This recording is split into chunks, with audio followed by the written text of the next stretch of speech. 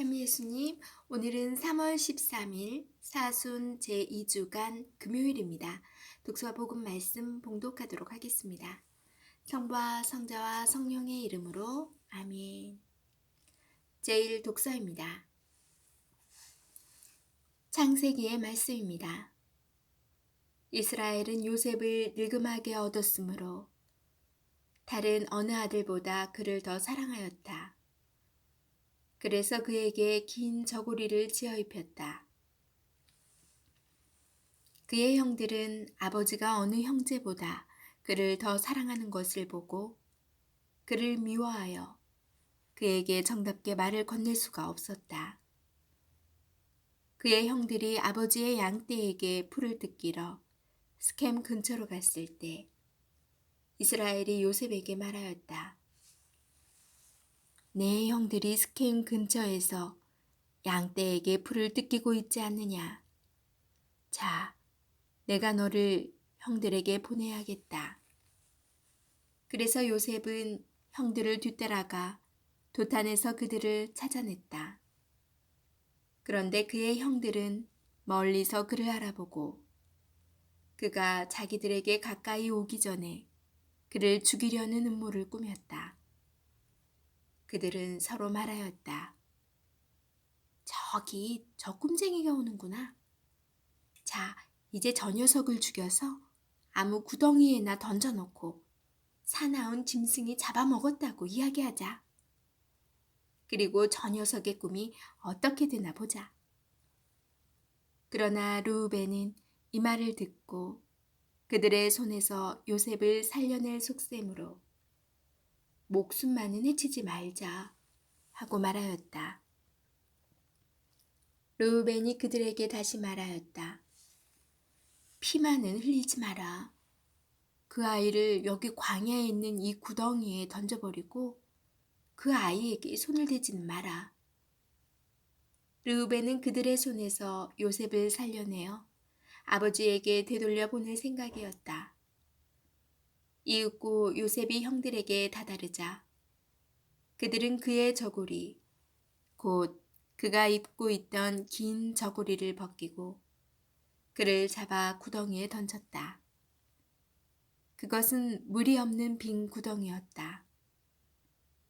그들이 앉아 빵을 먹다가 눈을 들어보니 기럇에서 오는 이스마엘인들의 대상이 보였다. 그들은 여러 낙타에 향 고무와 유향과 바닐향을 싣고 이집트로 내려가는 길이었다.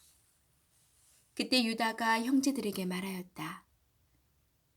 우리가 동생을 죽이고 그 아이의 피를 덮는다고 해서 우리에게 무슨 이득이 있겠느냐.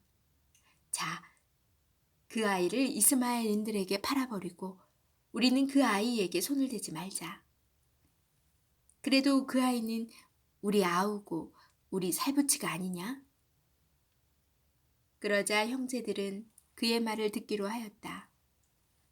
그때 미디안 상인들이 지나가다 요셉을 구덩이에서 끌어내었다.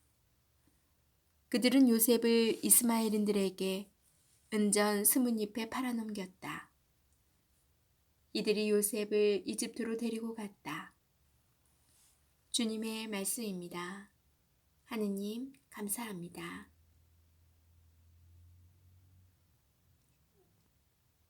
복음 말씀입니다. 마테오가 전한 거룩한 복음입니다.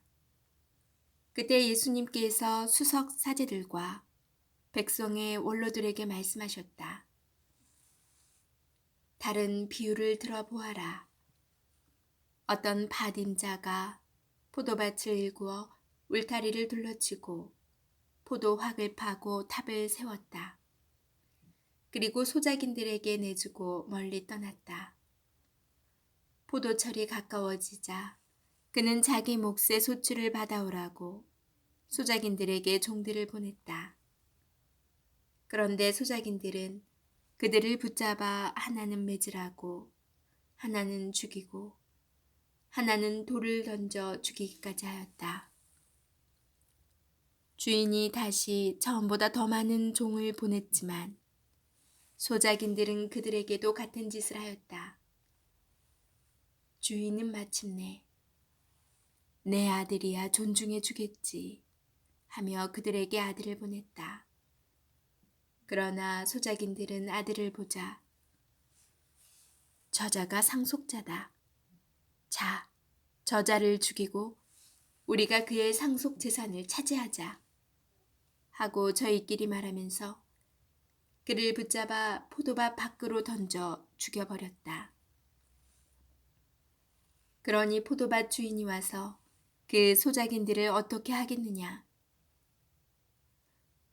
그렇게 악한 자들은 가차없이 없애버리고 제때에 소출을 바치는 다른 소작인들에게 포도밭을 내줄 것입니다.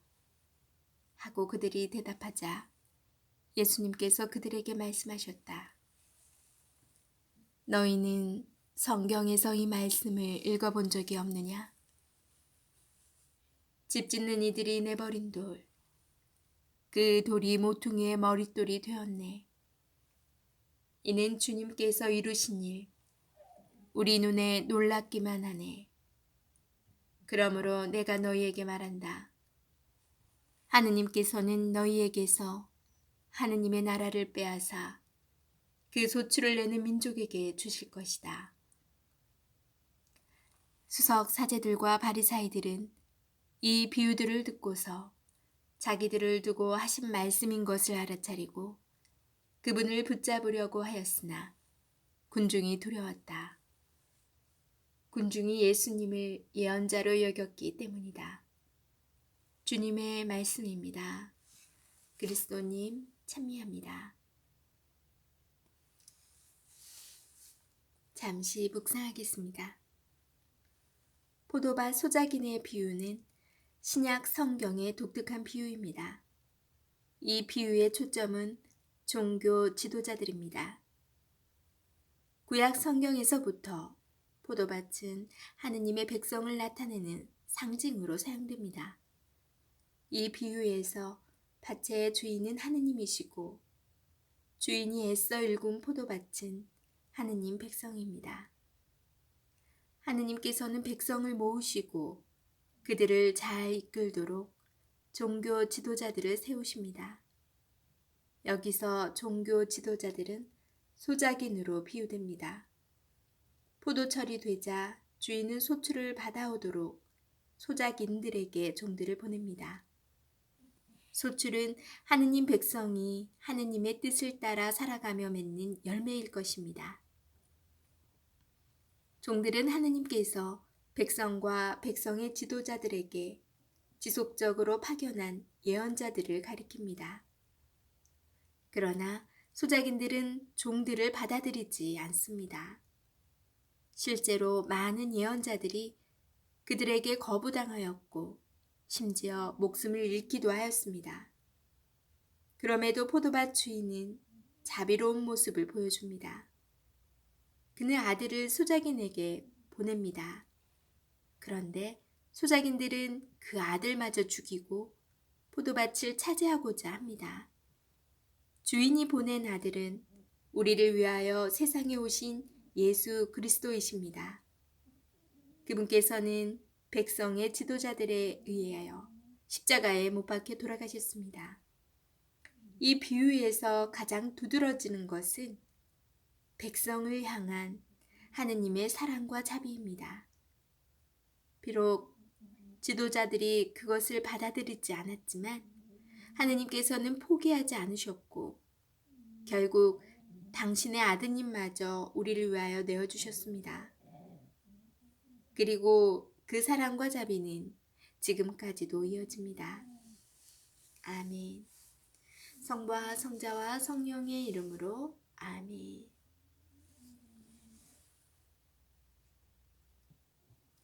오늘 제1독서에서 이스라엘의 자식들 요셉과 그의 형제들에 관한 시기와 질투 이거를 뛰어넘어 이제 동생을 죽이려고 모의까지 하는 모습을 보게 되는데요. 자식이 좀 많으신 분들은 이런 시기 질투, 자식 형제들 간의 시기 질투가 이해가 갈 것 같아요. 저도 아이들이 세 명이다 보니까 이런 기류가 있어요. 아무래도 막내는 제일 어리고 보호 본능이 더 있어서 그런지 표시를 하지 않으려고 해도 아이들 중에서는 느껴지나 봐요. 그래서 동생만 좋아한다. 응? 좀 그런 시기 질투가 꽤 있거든요. 그래서 이 이스라엘의 아버지 이스라엘을 충분히 이해할 수 있을 것 같아요, 상황을. 하지만 더 이스라엘 아버지가 더 예뻐했던 그런 모습을 이해는 하지만 자식에겐 모두 똑같이 대해야 한다는 그런 교훈을 또 얻게 되네요. 형제들 간에 우애 있게 하려면 더 평등하게 똑같이 사랑을 나누어 줘야겠구나 좀 느꼈고요. 복음 말씀에서 예수님께서 비유하신 이 포도밭 주인과 그 다음에 소작인들, 이 말씀을 들으면서 굉장히 화가 났어요. 그 소작인들에게. 인간적인 마음, 제 마음이라면 그 소작인들을 당장 내치고 싶은데, 내치는 거에 그치지 않아, 저 같으면 신고하겠어요, 법적으로. 그런데 주님께서는 밭의 주인인 비유로 말씀하셨는데 그게 바로 주님이시죠. 하느님이신데 하느님께서는 정말 예상 밖으로 저 인간적인 생각을 뛰어넘어서 끝없는 사랑과 자비의 모습을 보여주세요. 이게 바로 하느님이시구나 또 한 번 느끼게 되었어요. 오늘 하루도 나에게 주님께서 해주신 말씀 무엇인지 조용한 묵상 가운데 기도해 보시는 하루가 되시길 바래요. 오늘 하루도 잘 보내시고요. 저는 내일 다시 만날게요.